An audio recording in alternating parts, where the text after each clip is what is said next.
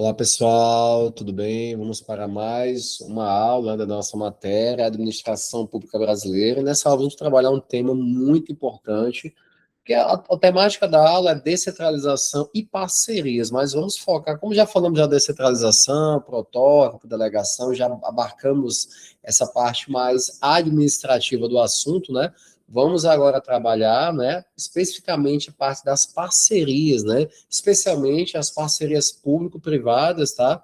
Vamos trabalhar o marco, né, a lei que é o marco aí das parcerias com a sociedade civil, que é uma lei muito importante. Então vai ser uma aula aí com temáticas bem interessantes da nossa matéria, tá bom?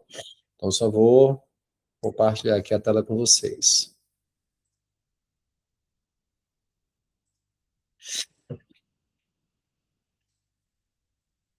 Então tá aí.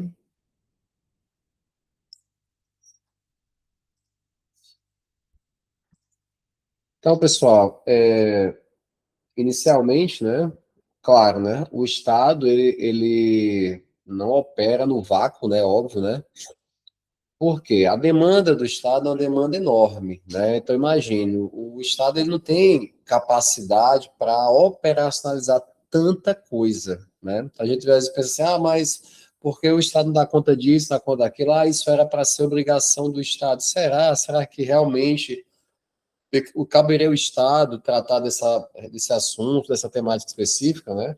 Então, até como coloca aqui no slide para vocês, o governo ele não tem capacidade operacional, né?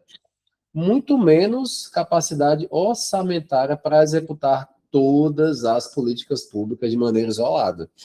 Então, por isso que para que o Estado ele consiga executar as políticas públicas que a sociedade precisa, óbvio, tende a adotar uma execução administrativa descentralizada. Não tem como o ente estatal centralizar toda a atividade necessária, né, para a sociedade, para a gestão de serviços, enfim, tendo em vista o quê? Que o Estado não tem capacidade para isso, nem capacidade administrativa, nem mesmo orçamentária e financeira, né?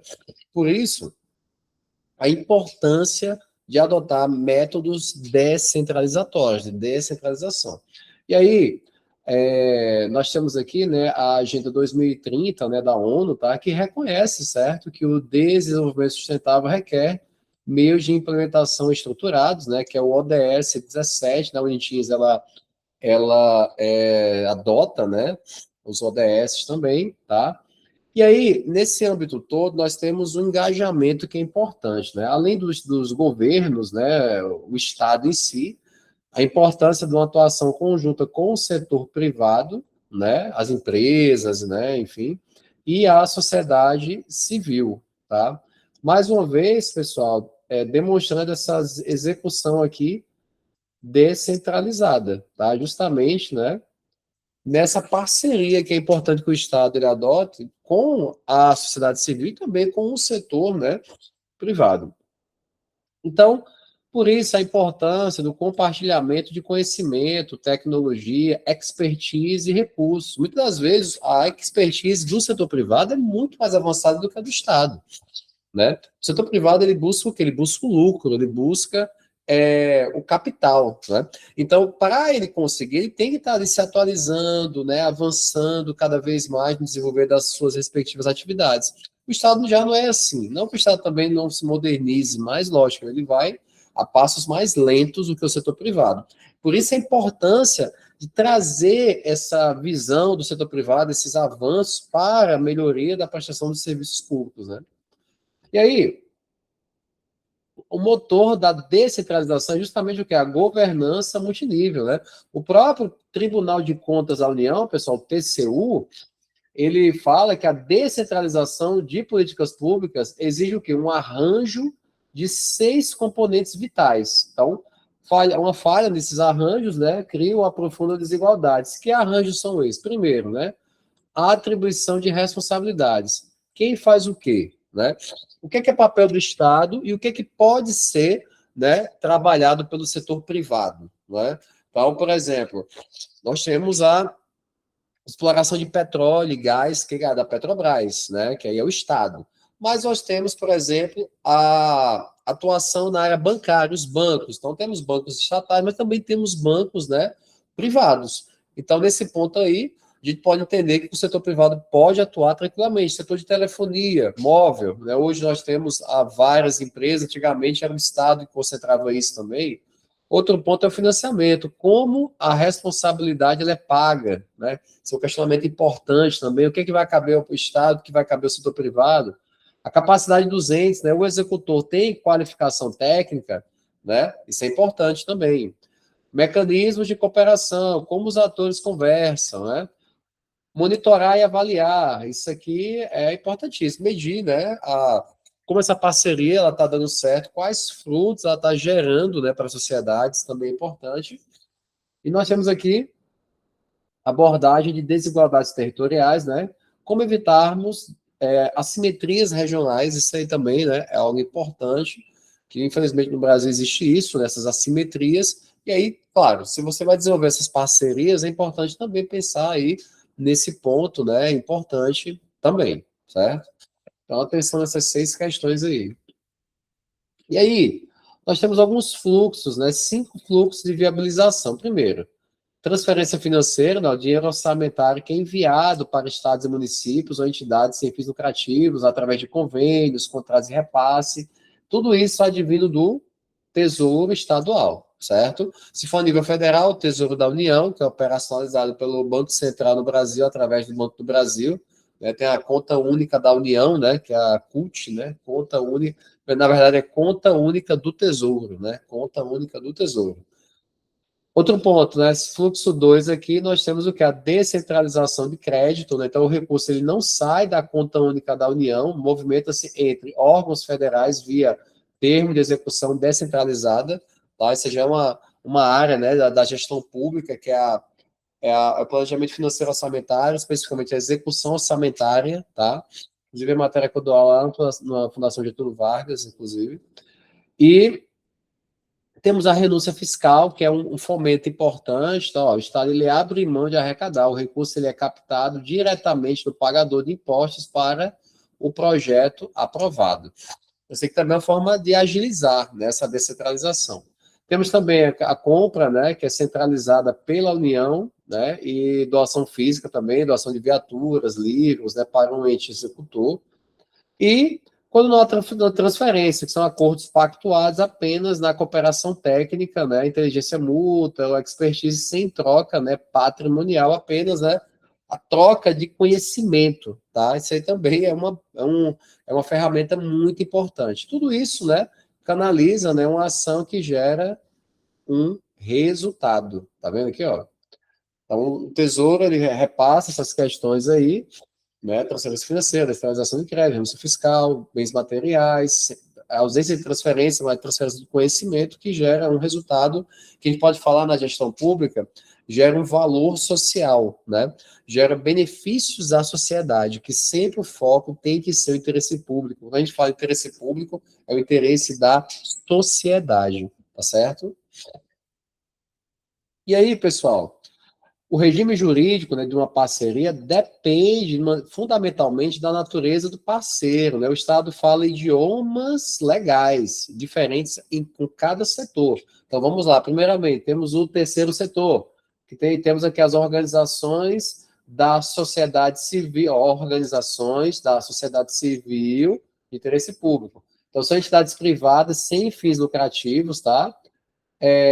O foco é interesse público, né, participação social, direitos humanos, e a regra mestra aqui, pessoal, é o marco regulatório das organizações da sociedade civil, que é justamente a Lei 13.019 de 2014, tá? É uma legislação muito importante, essa legislação aí, tá? Então, ela trata, né, do regime jurídico, estou meio gripado aqui, viu? Então, ela trata do regime jurídico, pessoal, das parcerias entre a administração pública, tá? E as organizações da sociedade civil, né? Em regime de mútua cooperação, né? Qual a finalidade da legislação? Visa a consecução que é de finalidades de interesse público e reciprocidade também entre o Estado e as mesmas, né? Através de quê? Da execução de atividades ou de projetos que são previamente estabelecidos em planos de trabalho, que são inseridos, né, em termos de colaboração, tá? Termos de colaboração, termos de fomento, ou acordos de cooperação. Essa lei também define as diretrizes, né, para a política de fomento, né, de colaboração e de cooperação com organizações da sociedade civil, tá? Então, é uma lei que institui normas gerais para as parcerias, né, entre a administração pública e as organizações da sociedade civil, tá? Então, é um ponto aí, né, muito importante. A lei define, né, o que são as sociedades, as organizações da sociedade civil. Eu vou disponibilizar essa legislação, pessoal. Ela é um pouquinho extensa, mas, assim, o conhecimento de vocês, para quem está na formação em gestão pública, eu vejo que é muito importante, tá? Então, eu vou deixar aí disponível para vocês lerem depois como material complementar, tá bom? Beleza? Então, pessoal, ainda temos as entidades privadas sem fins lucrativos, tá? Interesse no foco, interesse público, participação social também, direitos humanos. Regra mestra também, né? Temos a Lei 3.019 da mesma forma, né? Também leis de incentivo, de fomento, né? E temos aqui, pessoal, além do terceiro setor, o setor privado, né? Que são entidades privadas com fins lucrativos, tá? O foco é infraestrutura, né, pesada, eficiência operacional, retorno. E aí nós temos a lei de parcerias público-privadas, que é a lei 11.019, 11.079 de 2004, tá? Deixa eu até 11.079, eu abro ela aqui, 11.079 de 2000. Essa aqui, acho que eu abri errado aqui, 11.079. Essa lá abre aqui. Isso, é 2004, para ver o ano, né? Essa lei 11.079 de 2004, ela institui normas gerais, né, para o que? Licitação, né, e a contratação de parceria público-privada no âmbito da administração pública. Então, ela vai instituir essas normas gerais de licitação e contratação, tá, tanto no âmbito dos poderes da União, como também dos estados, né, do Distrito Federal e dos municípios também.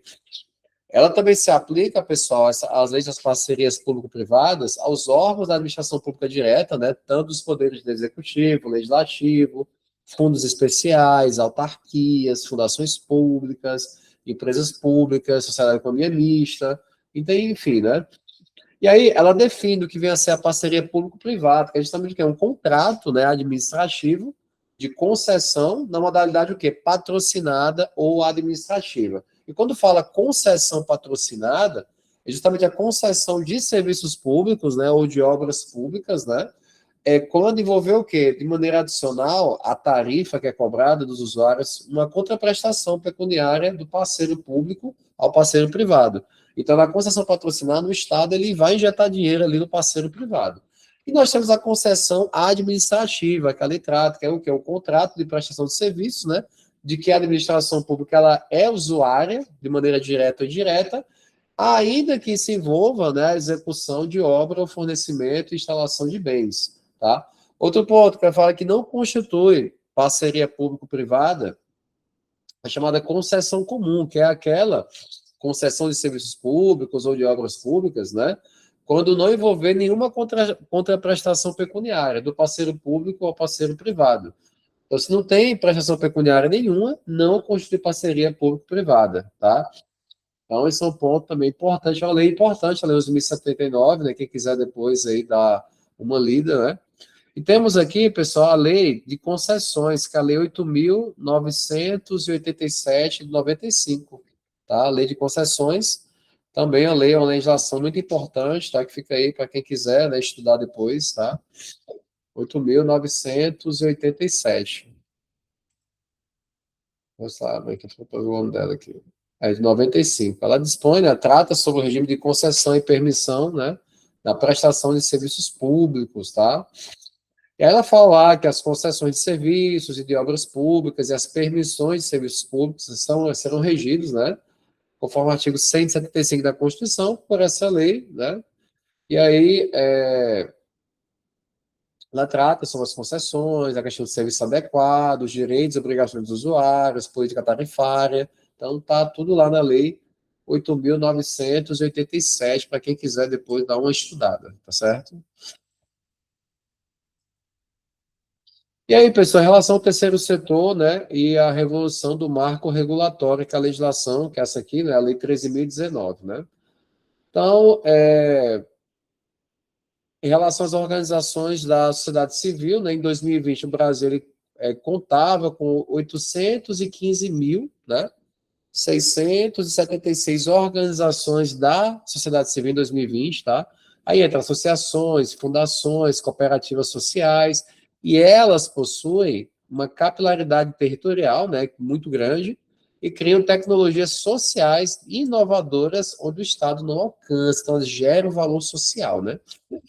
Outro ponto, a exigência do título de utilidade pública federal, que antes existia, né, para ser considerado como uma organização da sociedade civil, foi extinta. Então, o acesso aos recursos foi universalizado, né, para as organizações que foram qualificadas dessa forma.